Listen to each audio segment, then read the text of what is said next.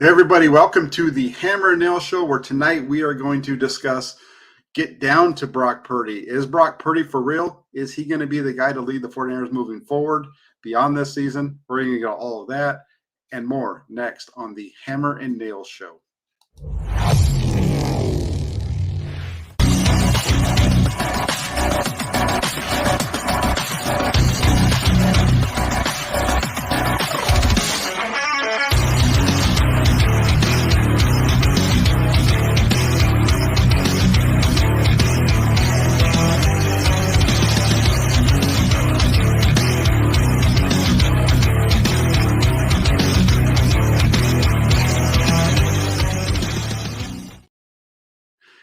Hey everybody, happy Tuesday. Welcome to another edition of the Hammer and Nayls Show. There used to be a time when I was able to actually keep track of what episode this was. I've lost that a long ways ago, but I kept trying to do that for the longest time and I can't remember. But we've been doing this for almost we're going to be about 2 years, about probably I think 3 months into the off season, or a couple months into the off season. But we've been doing this for a long time. It's always a lot of fun.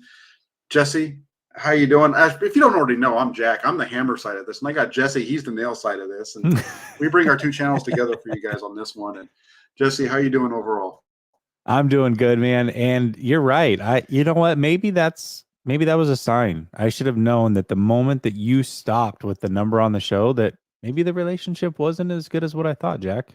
Yeah, right. I know that's when it started to take a turn for the worse, and Jack started to become a jerk. But Jack was always a jerk on Twitter. You and I always have a lot of fun back and forth. We totally come at this from different angles, on almost everything, and we have a lot of middle ground when we actually get down to it. But that's part of the fun part about our show, is that we're not coming at this thing from with the same lens all the time. So there is some back and forth. And the one thing I do appreciate about this is, even though we don't agree on things, it stays at football. It never gets personal, which I always appreciate. And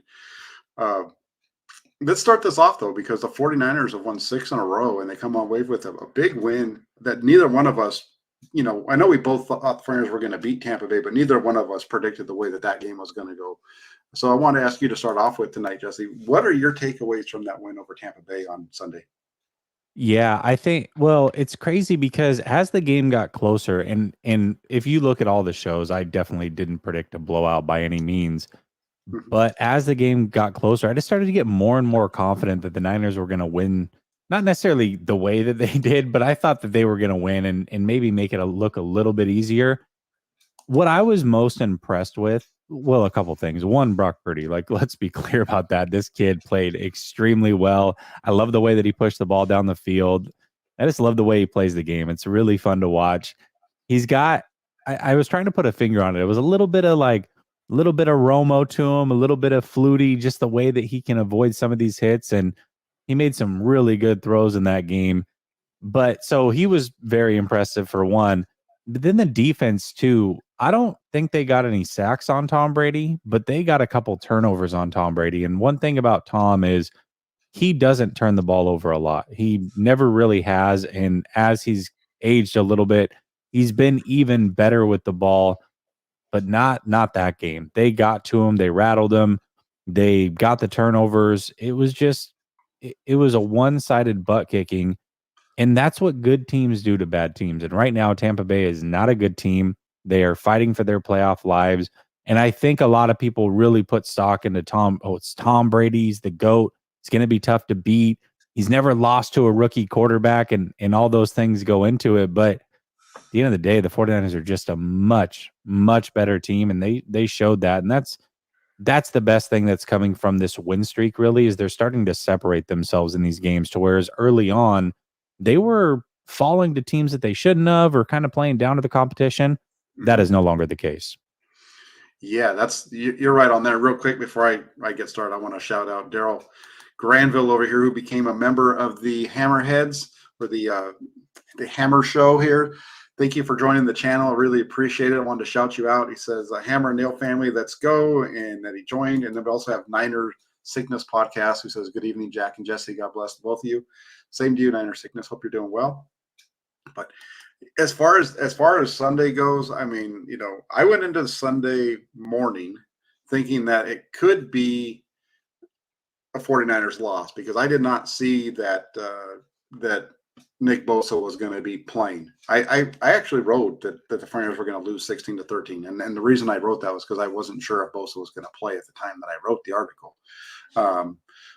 So, without Nick Bosa, I think that game maybe comes out a little differently. At least that's what I was thinking. But I felt like the Niners had a better team overall. It was just a young guy going up against a really good defense. And then, all those things. No, you look at what the 49ers defense has done without Nick Bosa. I was a little bit worried about it. But they played at such a high level to go out there and put up 28 points in the first half.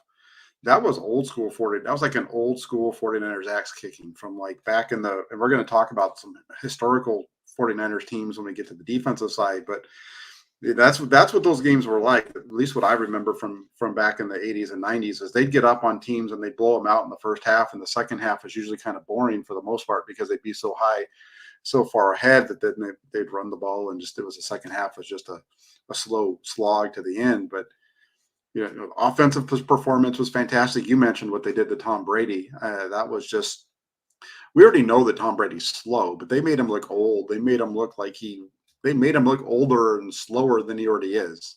With the interceptions, for example, the 49ers now account for 1/3 of Tom Brady's interceptions this season, 2 on the day, and he's got 6 on the season. So the way they played on defense, and you talked about already about the pass rush and all that kind of stuff, just extremely good game for the 49ers all around. And to be sitting here at 9-4, the one thing that you didn't mention that I will was for the first time in his career, you have Kyle Shanahan over 500 back-to-back seasons.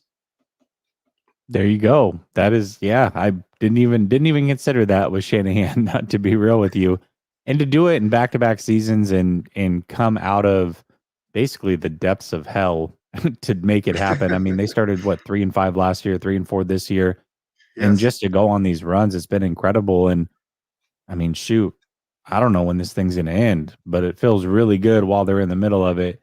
And this team is really good. That game might have been the most complete game from top to bottom from the 49ers all season, because not only the offense showed up, defense showed up, and I think special teams did a pretty damn good job as well. So the 49ers are playing really good football in all 3 phases, and that's tough for anybody to beat.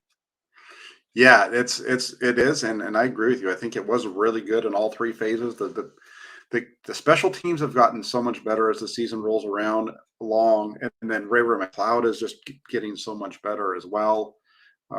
And I was thinking last night I was going to tweet it out, and then I said, no reason to shake anybody's, make a big deal. But I remember, you go back to 3-4 after the loss to Kansas City, and I remember people talking about going into the Rams game how it's not, if they lose, it's okay. We'll be 3-5. We made the playoffs after being 3-5. Remember how everybody was trying to kind of self-soothe themselves a little bit there by it'll be okay if we lose. The season's not over if we lose. And you had all those injuries that they were dealing with and everything, and then they went out and just blew their doors off, and they've blown everybody's doors off since. It's funny when you think back to where this team's been. Yeah, it really has been a tale of 2 complete different seasons. And I mean, gosh, like I said, right now they're just playing top-notch football. It's different because you saw what Miami did. They were riding a 5-game win streak when they met up with the 49ers. 49ers were putting their 4-game win streak at the time on the line, and it was 2 hot teams that were going head-to-head. 49ers obliterated the Dolphins.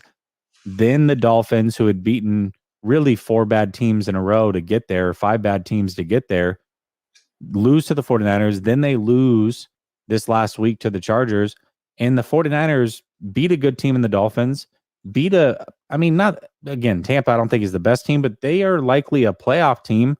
They were able to handle both those games very, very easily, scream right past both of them, and do it with their 3rd-string quarterback. I mean, man, the sky's the limit for this team right now. You look back, and I remember before this stretch started, it was, we're going to find out who this 49ers team is in December, because they've got Miami and they've got Tampa, and we're 2 weeks into that. We're going to find out what this team is. And they've outscored their opponents by a combined, 88-7 what was the number? 34. I think that's the Yeah. number. Not even that. Yeah. 88-24 over the last 2 weeks, and this is when we're supposed to find out what this team's all about. So it's pretty wild how well they're playing, and it's going to be a tough one coming up on Sunday in Seattle with all these injuries. And Daryl wants to know what injuries Seattle might have that the Flyers can exploit. And I'm just looking at their practice participation report from yesterday. Today's hasn't come out, but there's not a whole lot on that list. They have running back DJ Dallas, defensive end Shelby Harris, Ryan Neal is a safety, and defensive tackle Al Woods. Those are the guys who would not have practiced yesterday if they had a practice.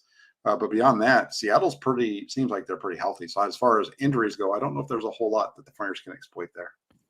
Yeah, there's not as far as injuries go, but the 49ers should be able to run at will on Seattle. That is a problem of theirs.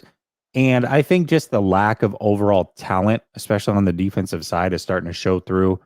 Seattle, in my opinion, has played well above what expectations were going into this. And I think what we're seeing is they were able to stay afloat in a season that was supposed to be a down season. They've got a ton of money and a ton of draft picks. That is probably the team that the 49ers have to worry about next year and for the foreseeable future.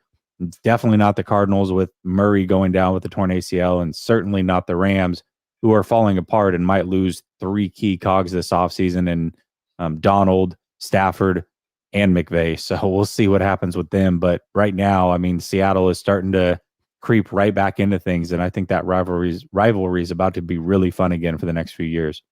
Yeah, I think so too. And we'll talk a little bit more about the Seattle game at the end of the show, trying to get your thoughts on it and those kind of things. But it's going to be there's a lot. You mentioned real quick, like you mentioned the 49ers ability to run on Seattle. That's going to be something that we'll talk about at the end, because I think you look at some of these injuries for the 49ers and there's some issues going that way for the 49ers there too. But real quick, before jumping over,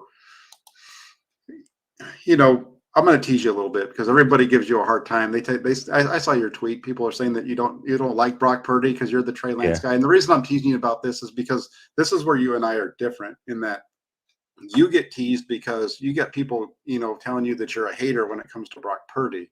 I'm told that I'm the hater when it comes to Trey Lance. I get called a lot of other things when it comes to Trey Lance too. But we both, and you're actually aren't even bad on Brock Purdy, but it's funny to hear some of the things. And I saw your tweet today, and I saw your video that you put out last week with Trey Lance. I thought that was really well put together, really well done. So if you're watching the show and you get a chance, get over to Jesse's channel and check it out.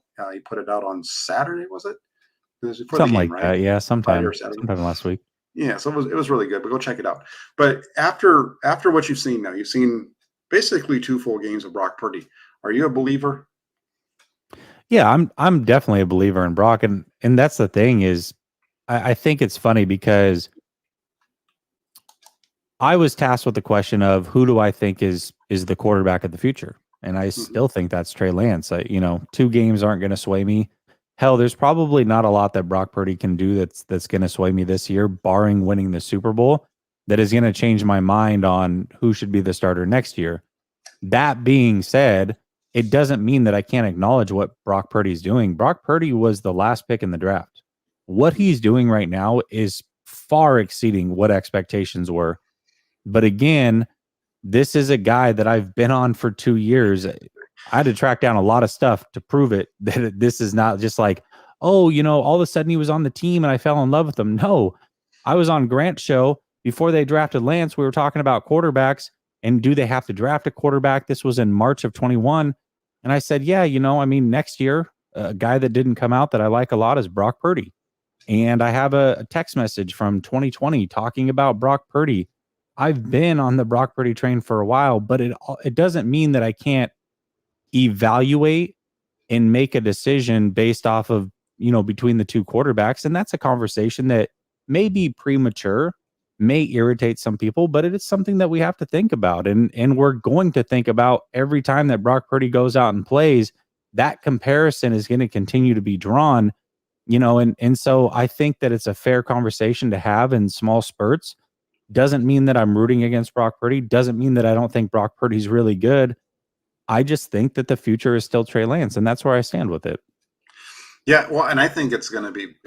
I like this conversation because in 2 weeks, if everything goes according to plan, and you don't want to say anything about bad things happening to people, but if everything goes the way that they should, in 2 weeks, Brock Purdy is going to have as many starts as Trey Lance, and it's going to be something to discuss. And I understand that it's Brock Purdy's team right now. Trey Lance is not able to play; he's injured, and all those kind of things. But it's definitely a point of discussion. It's going to be something to talk about. I think that you're probably on the right track, that it's still going to be Trey Lance's team minus this team getting to a Super Bowl. The and we'll get into this a little bit further as far as the Trey Lance and stuff, but when it comes to Brock Purdy and where he is, I'm definitely leaning towards the believer because of what we've seen for the first 2 weeks.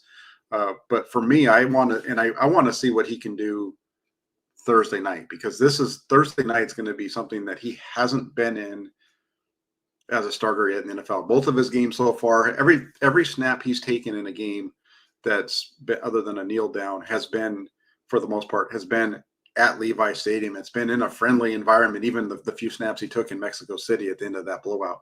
I want to see what he can do in Seattle with what that place is going to be like on Thursday night.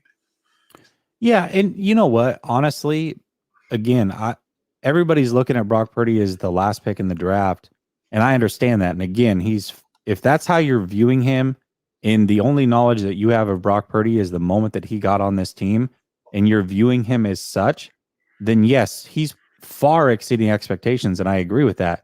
But who I thought Brock Purdy was 2 years ago and continue to think who he was, this is not surprising me. It doesn't surprise me he's doing these things. And I also, just being real, I don't think there's really a regular season test for him that he's not going to ace. I think he's going to ace all these tests. I think he's going to be fine. I'm curious to see what it looks like in a playoff atmosphere, just because we haven't seen it. And I do still believe, I know Brock Purdy has limitations that haven't been exposed yet. And when they are, how does Kyle Shanahan adjust? How does he adjust? What does it look like then? And worst case scenario, let's say I'm just wrong and Brock Purdy is the starter going forward and Trey Lance is the backup, however they want to do that. One thing I do know is Brock doing what he's doing now means that you can move on from Jimmy Garoppolo. And that's a really good thing because you're going to be able to save quite a bit of money doing that. You have two quarterbacks that are 22 years old. Brock Purdy actually is older than Trey Lance, believe it or not. And both are very inexpensive guys that you can groom and grow for the next couple of years. And whatever happens, happens. But you've got still a very solid quarterback room, one that you can trust and do so at a bargain price. I think this is amazing what we're seeing here. Worst case scenario, Brock Purdy's good and starts. Okay, cool. Like, you think I'm going to be mad at that long term? No, I like Brock Purdy. I really do. Yeah, no, and the big guy Gav comes in. He says Brock needs to prove consistency, and he's been pretty consistent these first two. But I think moving forward and putting what Gav says here about the consistency piece, along with what you said about what can he do in the playoffs in that kind of atmosphere. I think Thursday night, even though it's a short week and there's a lot of things going on there, I think that gives us a glimpse at it, don't you think? Because this is a divisional opponent who is a rival going into a place that's going to be, I've never been. This will be my first trip to Seattle. I know you've been to a game up there. I think this isn't going to be an atmosphere that's something like, I don't know if he's ever experienced something like this, even in college. So I think this is going to tell us a lot about him. Yeah, absolutely. And again, I see somebody in the chat says inexpensive. Trey Lance cost 3 first-round picks. First of all, sir, why are you yelling? All capitals? You're intense. But when I look at it, yes, it was expensive to acquire him. But when I say inexpensive, what I mean is, first of all, they're only 1 year away from having all their picks back. So it's not the end of the world. And two, what he costs. I mean, just the annual salary between him and Purdy together is going to be fractions of what some teams are spending on their number one quarterback. And the 49ers have not only one, but two. And so if Trey Lance is the starter and he goes down, or if Brock's the starter and he goes down, you have a second guy that you can trust and rely on going forward and not miss a beat. And as we've seen this year, it happened not only once, it happened twice. it's good to have that depth because most teams are dead in the water once they get to their backup quarterback. And, the 49ers would be in a situation where that is not the case. Yeah, no, for sure. And, I got what you were saying. Yes, there was an expense to acquire Lance, and we'll talk about that. That's part of the talking point that when we get into the next piece of it.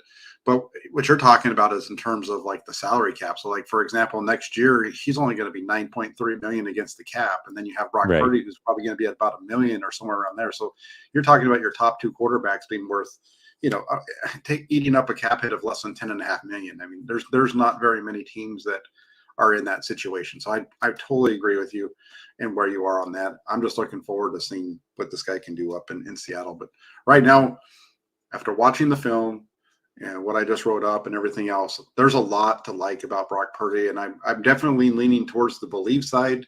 I would say I'm much more of a believer than a non-believer, especially compared to where I was a week ago. But I'm looking forward to seeing what he can do on Thursday night. And then 49ers Faithful says, we should enjoy. We have two really good young quarterbacks. Thank you for the super chat there. And you're right. And that's what Jesse just said too, right? Jesse talked about that. And I agree with him. This is a team that's set up for the long term when at that position, regardless of which direction they go. And they're not in a position where I think you trade Trey Lance this offseason. I know some people are talking about that, but I don't think you get back the kind of value for Trey Lance that you want just because he doesn't have that value because he hasn't played. So teams aren't going to give up big money. I don't think, big picks at this point. I doubt they'd even get a first rounder for him at this point. So I don't see them wanting to go that direction anyway, even if Brock Purdy wins the Super Bowl. No, and it wouldn't make sense to do that because we saw what happened in the quarterback position this year. And if you do that and Trey Lance goes somewhere and plays really well, you look like an idiot. You look stupid. So don't do that. That's right. That's right. Think about it. Think about this for a second. You're right. Let's walk through this scenario. 49ers trade, spend 3 first-round picks and a third-round pick on a player that they knew needed development. Okay. Not only do they not give him the development he needs, but when they finally turn to him, they bring back the guy that the locker room loves to sit behind him. He snaps his leg in week 2, and then the third string quarterback comes in, wins the job. They trade him for pennies on the dollar, and then he goes and balls somewhere else and looks better than now your starting quarterback.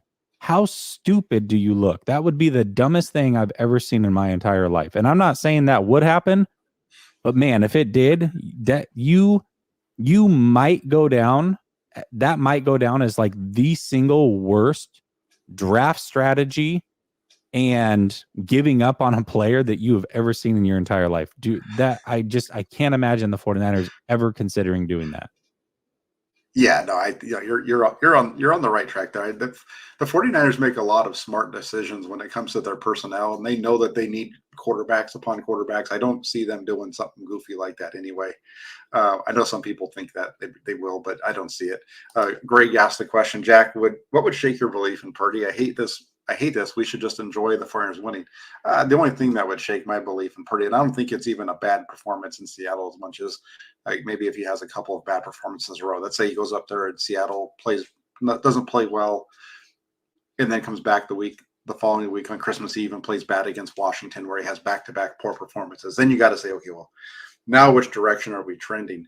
I think that's the only way. I could see him maybe struggling a little bit up in Seattle because of the environment and all those types of things again. But at the same time, if he just goes out and plays the way he's played, I think he's going to be just fine. He's got enough guys around him. He's got that defense. He just needs to go out and not do anything stupid.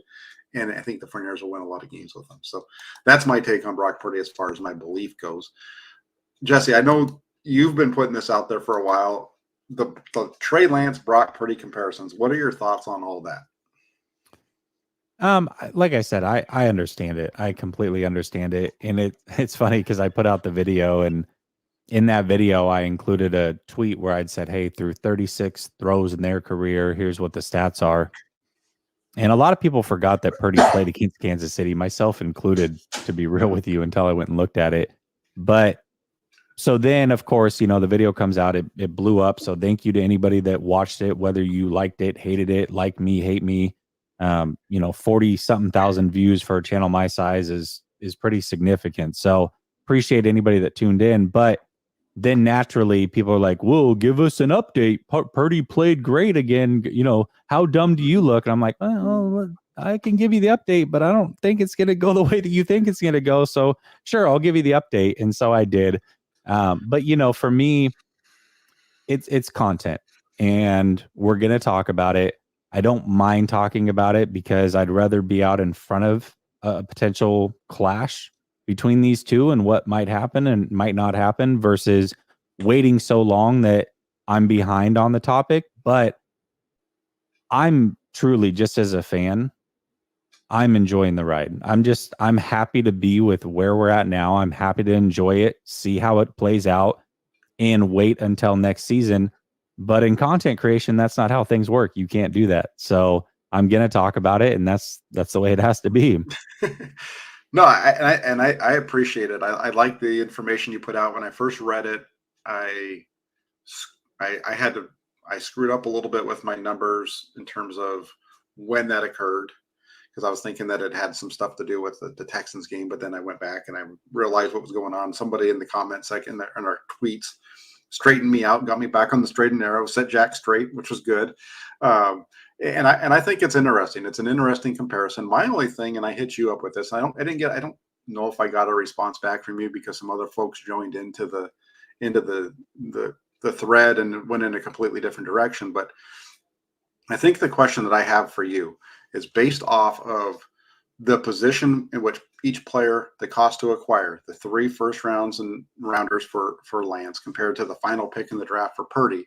Shouldn't those numbers be a little different as far as maybe a little bit more separation? And let's not talk about the running, because we know there's a piece of the running game for Trey Lance, but let's talk about the passing stats, which is what you've been putting out there. Yeah, I mean, I would say on the surface, yes, but the thing is that we knew that Trey Lance was not even close to a finished project. And when you look at Brock Purdy, he's close. Like, he's very close to being there. And so when I look at it and I say, okay, so if Trey Lance at 60% of what he's going to be is putting up similar statistics passing, and he can add in the running, okay, then that's the way I'm going to look at it. I also look at it as, once you're on the team, you're on the team. I just want to go with whoever is the better player. It doesn't matter if you were the 7th round pick. Doesn't matter if we spent 20 first round picks on you. And if it's by a small margin, if Lance is better by a small margin, or they think he's close enough and that the upside is worth playing, then I'm down with that. Like, I'm going to go with that. Excuse me. I'm going to go with that. And if the margin remains small, but it is there and it exists, then I'm going to continue to roll with that kid, regardless of, whatever handicap we want to put it on. It's like, well, we could have had Brock Purdy and, had him for a lot cheaper and not spend all those first round draft picks, and that would have been great. But it's too late for all that. We're 2 years removed from Trey Lance being drafted. We're almost a full year now from Brock Purdy being drafted, and now they're both on the team, and we're going to see. I mean, I think the best thing to do for both of these kids, I think they would both grow a ton if there was a legit QB competition. And it sucks for Trey Lance because I think he should have started year 1. He didn't. Then he got injured year 2, not his fault. But now we're going into year 3, and they need to figure out fast what they have in Trey Lance, because you're going to have a 5th-year option that comes up. You've got a kid who's playing well behind him for now. I mean, Brock Purdy might wet the bed for the next 3 weeks, and this isn't even a conversation. But if he plays how I think he's going to play, I don't think there's anything wrong with putting both these kids through a competition and just seeing what happens. Yeah, I'm fine with that. But yeah, I see what you're saying. Yes, on the surface, one costs this much, one costs this much. It should be a wide margin for sure. But I don't look at it that way, because I think one is very close to his ceiling. The other one is not at all close to his ceiling. And once they're on the team, I don't really care. Just give me the better player.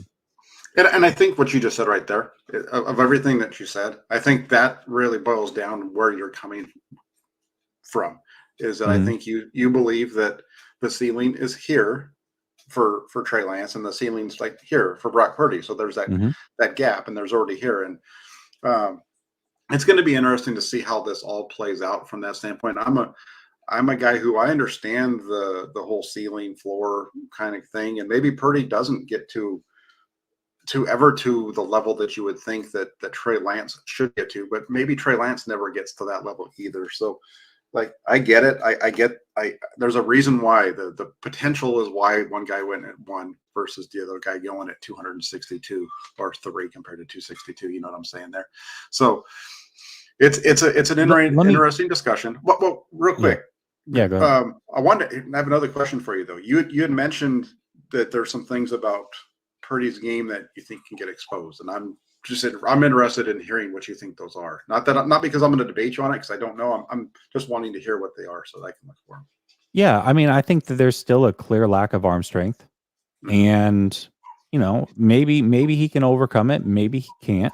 Maybe defenses can make him pay. Maybe they can't. But the arm strength is not a plus arm strength. It's just not. And I think you said that you thought his arm strength was better than Jimmy's. I think I'm not sure of that.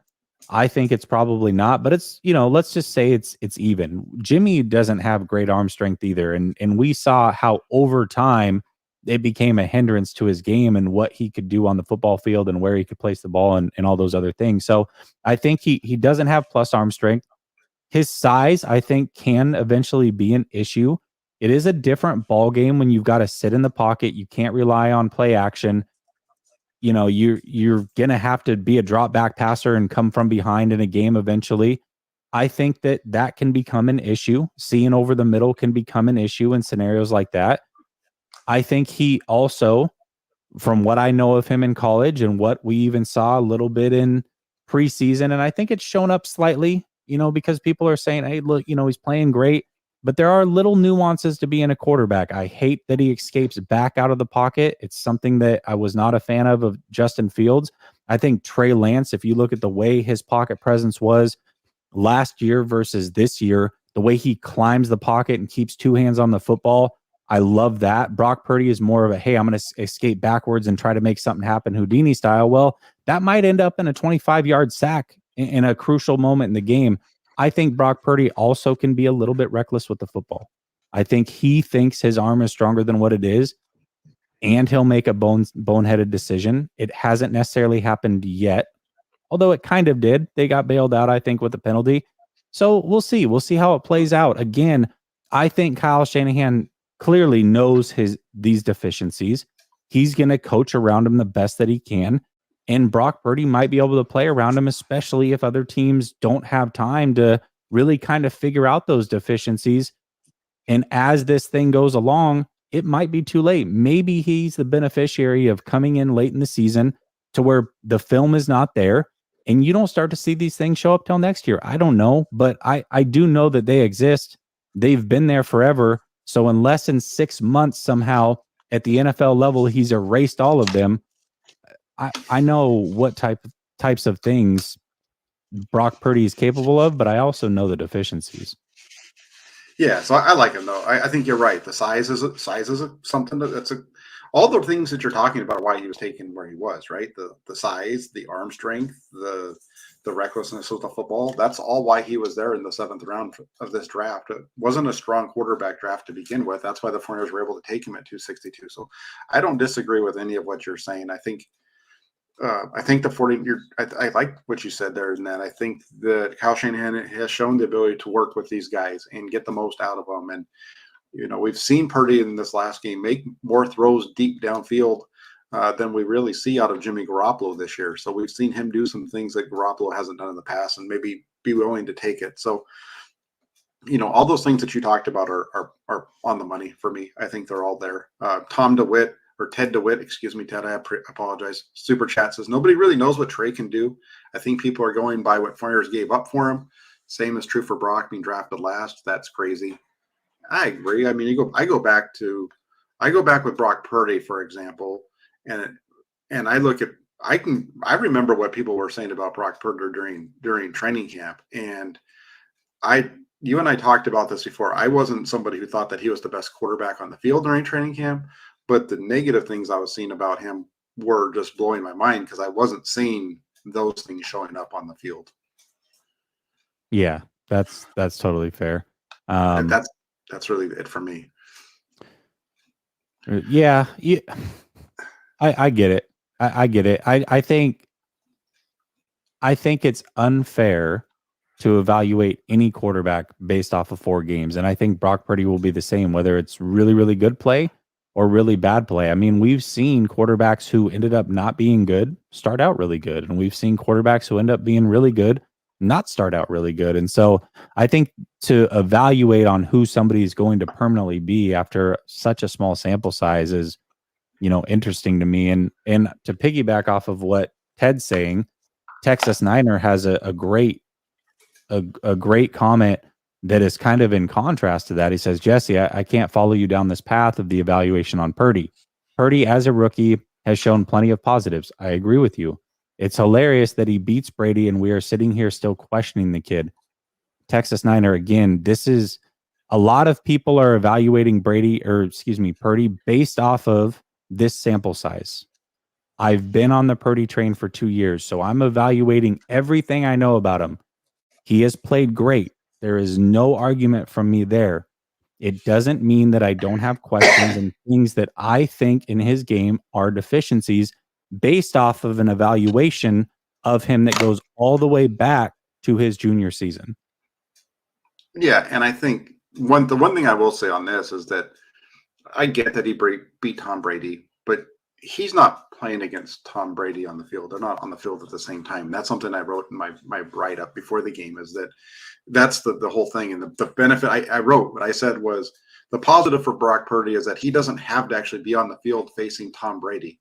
The negative, though, is that he's going to be he's going up against that Tampa Bay defense, and that Tampa Bay defense is ferocious. And I thought he played really well in that game and all those kind of things. But again, I'm hearing everything that you're saying, and I think that if people are feeling like you're overly negative on him, you need to pump the brakes. And Texas Niner, you follow me, and so I appreciate that.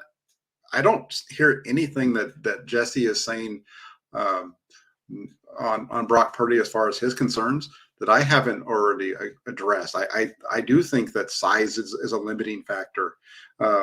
There is some recklessness in his game. I agreed with that. That's partly why I kept comparing him to Nick Mullins, because of some of that recklessness that we saw from him during the preseason games that he was a part of, right? The escaping, out of the back of the pocket. That's something that I said after the game when I did my film review after the Miami game that I didn't like, because there was back-to-back times where he did that, where he tried to escape out the back, and one time the ball got knocked away, and the second time he turned right into a sack. So there's nothing that Jesse's saying that I haven't agreed with at some point in my analysis of Purdy. I just happen to find that he's doing extremely well, and I find that what he has done is on par with Lance. He's better than Lance in terms of the arm piece, the throwing stuff. There's some little things about his game that I really enjoy. We'll find out. This whole thing hasn't played out yet. And I guess to wrap it up, again, if you're following this and you're getting on, you think Jesse's hating on this guy, I think you need to check yourself, because he's not. He's saying everything that I'm saying. I think this goes back to the discussion, Jesse, like we were talking about earlier. You have that. It's the same thing for me. Whenever I say, with Trey Lance, I'm the guy that's the Trey Lance hater. I'm the guy that's a racist because I point out the negative stuff of Trey Lance and all that kind of stuff. That goes back to, and real quick on that last one, that goes back to when I was saying negative stuff about Justin Fields long before anybody was even talking about Trey Lance. So, it's just part of it, and you kind of get pigeonholed into that. And again, I'm standing up for you. I don't know why I'm standing up for you. I should let him. Yeah, and it's fine. Like, I don't let it get you. The thing is like, people can have their opinions. I mean, it's fine. Like, I don't need everybody to like me. But what I'm not going to allow to happen is for somebody to take something that I'm saying and twist it or change it. Like, that's what I can't. And I'm not saying that you're doing it like maliciously or anybody's doing it maliciously, but when I'm very clear in what I'm saying, you can take that and say, okay, well, maybe his opinion's this, or I completely disagree with his opinion, or you're a clown, or whatever you want to say. I don't care about any of that stuff. However, don't like, don't take what I said and then make it something completely different and think this is what I said. Like, that's the only thing that I want to be clear about. What I'm saying, I think I'm being crystal clear about. I do have a knowledge of Brock Purdy well before probably, I would say 99% of the people that tune into these channels knew, right? And it's not just, oh, I looked at stats in college and so I have an idea. No, like, I have an evaluation of Brock Purdy that goes back to 2020 because I thought he was going to come out of that draft, and he decided to stay, ended up staying, having an injury and whatnot. So he stayed. But at that time, when the 49ers were looking at quarterbacks before, he decided to stay, I was paying attention to a lot of these quarterbacks in college, and he's one that caught my eye very early. So I want to be clear about this. I think Brock Purdy's a good player. If I didn't, I wouldn't have wanted him on the team up to 2 years ago. Yeah. I just think if we're going to compare it to Trey Lance and what just my evaluation of both of them coming out of college, I think Trey Lance is a lot better player. And frankly, I don't think that it's close. Now, has that shown to this point? No, probably not. I mean, I think you can make the argument that Brock Purdy's look better, and that's fine. But long term, I'm going off of what my eyes told me, what I think of these two players. And long term, I think Trey Lance is going to prove out to be the much better player, and it won't be close long term. That's my gut feeling. Doesn't mean I'm going to be right, but I'm not coming at this from a place of not liking Brock Purdy or being negative towards Brock. That's really not at all where I'm coming from. I'm just being honest in my evaluation. Yep, and that's all you can ask for. And then real quick, Tammy says here, did you ever watch Jeff Garcia? I know you did, but he wasn't a big guy, but he got the job done. And this is somebody that I've kind of said that Purdy reminds me of a little bit is of Jeff Garcia. We saw it again on Sunday, right? The play off on the bootleg where he fakes the handoff to McCaffrey. He's got the defensive end right in his face, makes a miss, and then completes the throw to Deebo Samuel on the right sideline, or even the completion over the middle to George Kittle earlier on in the game where he had, play action, drop back, and then he's moving around and he hits him over the middle. He had another guy wide open that he missed on that play, by the way. But it's one of those things where I think Garcia is a good comparison. I think Garcia had a little bit stronger of an arm though than Brock Purdy, just from what I remember of him, even though it's been 20 years. Yeah, and Garcia, I mean, I wouldn't say he had the strongest arm. And, I think over time, some of those deficiencies he had, started to show up. And that's why he kind of floated around the league the way that he did and never became a true franchise quarterback. But, again, we talk about measurables. We talk about, physically what these guys can do. I think that's also where people get it wrong with Lance. And that's been my biggest thing about Lance. You hear me talk about Lance, it's not just the physical abilities. I think, Brock Purdy's a smart kid. I think Brock Purdy has it all figured out. I think Lance is just as intelligent, if not more so, than Brock Purdy. And so I think that plays into it as well. And that's why I'm so sold on Lance. If Lance was just all the athletic stuff and didn't have it up here, I would have never been big on Lance. I fell in love with who Lance was as a football player because of the mental side, much more than I did the physical side. And then I was thinking, okay, physically, I think he can kind of bring it all together because he does have it all together mentally. And so, I think long term, that's why I'm so big on Trey Lance.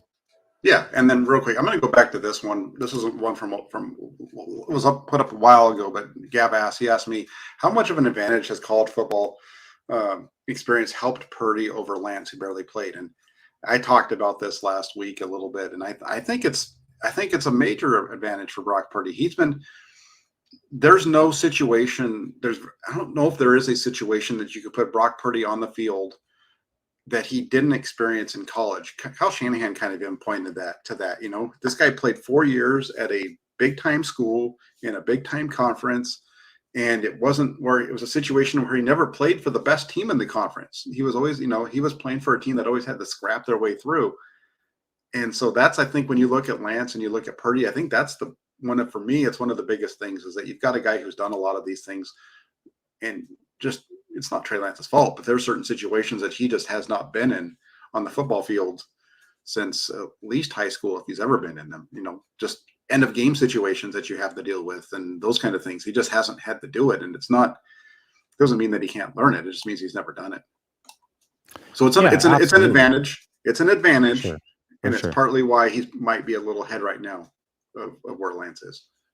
Yeah, 100% it's an advantage. And but again, they didn't fully choose the path that they took, but Brock Purdy chose to stay around for his senior season. And I think it hurt him as far as his draft stock, because if he had come out the year prior, I think he would have been a middle round pick. I really believe that. And I think that a lot of people would have liked Brock Purdy. He didn't have the best senior season. In fact, it looked like over his career he regressed. But even though the statistics may have regressed, I think just the experience certainly has helped him at this point. And I think that extra year of experience, although it pushed his draft stock down, when it came time to play, certainly helped him out.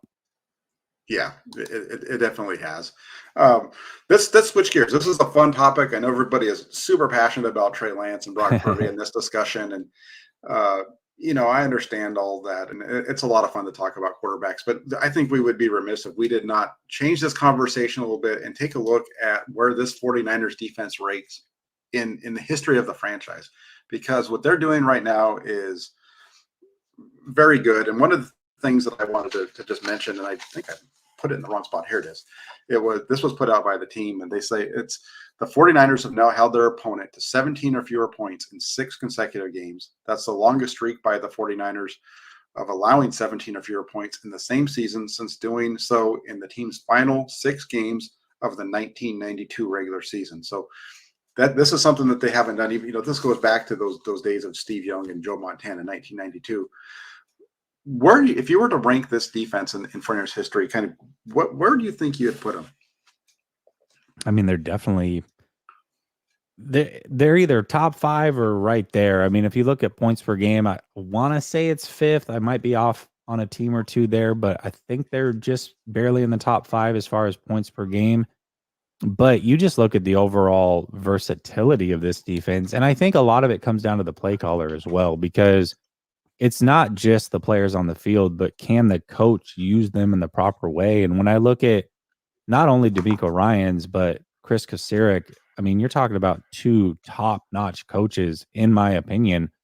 And so when you couple that with the athleticism of this defense, the versatility of this defense, I think the one thing that we've talked about, Jack, and I know I've said it a couple times to you, is, they're kind of missing that thumper, the guy that's going to make you think twice coming over the middle. Well, Talanoa Hufanga and Dre Greenlaw are bringing a swag to this team. Fred Warner's starting to be a little bit more physically imposing. I think early on in his career, he was more of a finesse player. Nothing wrong with that. I mean, he was still a great player, but he wasn't a guy that was going to scare you going over the middle. Well, he's kind of turning into the guy that will do just that. And so when you have multiple guys on a team that not only can match athleticism with you, but they also can put a hurting on you if you come over the middle, man, that's a physically imposing thing. And then you look at all 3 phases, all 3 levels of this defense, and they've got dogs on each one of them, and in some cases multiple. Man, this defense is really, really good. I'm not going to go as far as say, oh, it's the best defense that the 49ers have had, because they've had some really good ones. Those Harbaugh teams were good. We had some good ones in the 80s. 94 team was really good, but this one is it can hold its own with any of them. I would say top 5 for sure.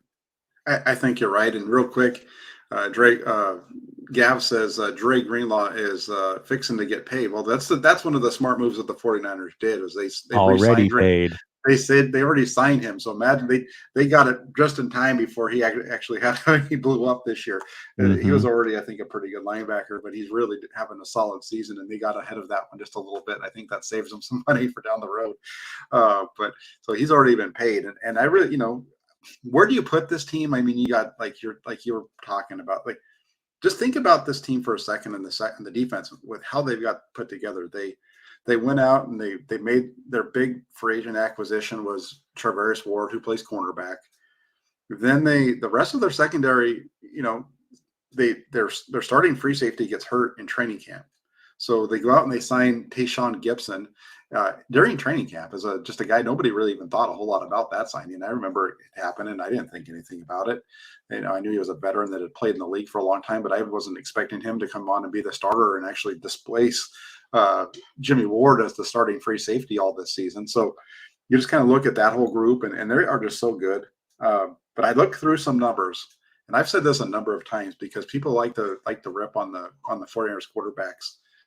The previous 49er quarterback, he was now injured again, about how he's a product of the defense. And I always like to say, hey, it's a team game. You got to think about everybody that's going out there. I just mentioned that 1992 defense and how good they were, but let's just look at these numbers for a minute. The 1984, 14.2 points per game. 1990, 14.9. 1991, 14.9. 1992, 14.8. Those are teams that during the best years of the 49ers when they were winning, people want to know why those teams won Super Bowls. Yes, their offense was explosive and they were great on offense, but look at those numbers: 14.2, 14.9, 14.9, 14.8. Their first Super Bowl season was a 15.6. 88 was their one down year. They're at 18.4. They still won the Super Bowl that year. 15.8 in 89, and right now they're at 15.2. So you put this team out there, and it's right in the mix of the best off defenses that the 49ers have ever had. Yeah, and you think about it, I mean, overall, this is being done in an offensive league. That was being done in I'm not saying it was a defensive league then, because there were some very explosive offenses for sure and explosive players, but rules favored defenses a lot more then. So for them to be even in that ballpark, it just shows how impressive this defense really is. And it's extremely good, but and here's why you can't probably put it higher than 5 at best. They haven't won a Super Bowl yet. And one thing that some of those great defenses did do is they won rings. And this defense has not done that yet. I say yet because there's definitely a possibility, but unless they do that, I cannot put them in the pantheon of great all-time 49er defenses. I just can't do it. No, you've got to go out and you became, even nobody remembers the 1992 and 1991 or even the 90 defense, because those are teams that didn't make the Super Bowl. 90 they lost in the championship game. 91 they weren't even a playoff team because their quarterbacks were so bad because Steve Young got hurt and all those kind of things. And he struggled in the beginning of the season. 92 and they lose the NFC Championship game at home to Dallas. And so, you just kind of look through those. You've got to win the Super Bowl in order to be considered one of the greatest teams, defenses. And that's why I think you talked about 1994, and I've talked about in the past too, how great that defense was. But that 94 defense, you look at those numbers we just talked about, they gave up 18.5. It's not even, that's like such a big difference when it comes to the average, but winning the Super Bowl is where it's at. Yeah, most certainly it is. Of course, you're always going to be judged, especially in this franchise, on whether you win a Super Bowl or not. Yeah, no, exactly. And I know we're getting up against it. But before we leave, I wanted to ask you this, because normally with our show we're just recapping the game before because we have so much time before Sunday. I didn't prepare you for this, but I want to get your thoughts. What's happening on Thursday for the 49ers in Seattle? Man, Seattle's always tough because, first of all, it's a division game. Second of all, that's just been a house of horrors for the 49ers for many, many years. But I feel like Seattle's not that great of a team, and they've played well above what expectation was for them. I think the 49ers are a really good team. We expected them to be a good team. I think most of us were anywhere from 11-6 to 13-4 going into the season. So the expectation is there for this team, and they're clearly hitting their stride. I don't see Seattle beating the 49ers. I can't fathom it happening. I do know that Deebo Samuel's out. That's definitely going to be a knock, but I think this is a game where the 49ers legitimately could run 40 times for 200 yards because Seattle's defense is that bad in stopping the run over the last few weeks. And I think that's something that teams are figuring out and they're exploiting. And I don't see this being any different. Brock Purdy, you said this is a test for him. I think he's going to ace the test. I also think that he could fail the test and they would still win because that run game is going to be so dominant and the defense is so damn good. This should be a game that the 49ers win. I do think it'll be closer on the score, probably more of like a 24-17 type thing, but I think it'll be very clear who the dominant team is when this game is all said and done. Okay. And for me, I hear you on the running side and all those kind of things. And I think, I don't know where Black 59 Razor's coming from with this, but he says Seattle's going to win if Walker plays. He's talking about Kenneth Walker, the rookie running back for Seattle. Yeah. And I think that is something to pay attention to, because the 49ers defense is without, they've now lost both of their interior guys that have been really filling in really well in there. They lost Hassan Ridgeway 2 weeks ago. Then last week they lose Kevin Givens. So both those guys have been starting for quite a while are out. So now they're really kind of struggling. They have Kerry Hyder Jr., who filled in a defensive tackle after Kevin Givens went down. He has an ankle injury. So I think that this isn't, if you're looking for a way that Seattle wins this game, it is this right here. It's Seattle going out and be able to execute the game plan basically that we saw from Atlanta. Not that they're going to go out and score a bunch of points, but go out, score 20, limit the 49ers because of the quarterback situation and all those kind of things. And no Deebo Samuel. And if you can, that's the only route that I see for Seattle winning here is Kenneth Walker playing well. And you look back at Seattle and what their win streak was all really built off of Kenneth Walker. Yeah, it definitely was. And Kenneth Walker, I mean, he's a good player. That was a good pick by them. If he plays, I think that it could make things closer, but I think the 49ers are so much better than this Seahawks team. I really do. I do too. I do feel like they're better. I think the 49ers are going to win, but where he's coming from is that's where I would say not super surprised if it goes the other direction, just because of you've seen that. And Randall Riley, who is trying to talk me off the ledge over here. He's the guy who I scoffed at last week. I believe was he Randall that I scoffed at when you told me that the 49ers were going to blow him out. I think it was either you or it was one of the other folks that's always on the channel. But I was all over it. And he says Armstead's back now. He is, but Armstead is a little bit different than when it comes to that position. So we'll see. What I know you got to head out, Jesse, real quick. What is your score prediction? Let me just ask you that. Just 24-17 Niners. 24-17 49ers going to win it, according to Jesse. I think 49ers are going to win. I'm going to say 20-16 will be my number. Make sure you get over to Jesse's channel. He's got a show coming up right now with Sonreal Sunil, correct? Yes, sir. You got it. All right. So get over to Last Second Sports. Check them out. Real quick, before you leave here, make sure you guys hit that like button for us, because the like button is what drives the people to the channel. That's how it gets out there. So hit that like button, hit the subscribe button. And when you hit the subscribe button, also make sure you hit the little bell notification so you don't miss any of what we're doing here. So thanks a lot for everybody for watching. Jesse, thanks for giving me the time. Have a great rest of your Tuesday, everybody. I will be back. We got the big game coming up in just 2 days. So keep it locked in here to the channel. Take care, everybody. We'll be talking soon. You guys need to just keep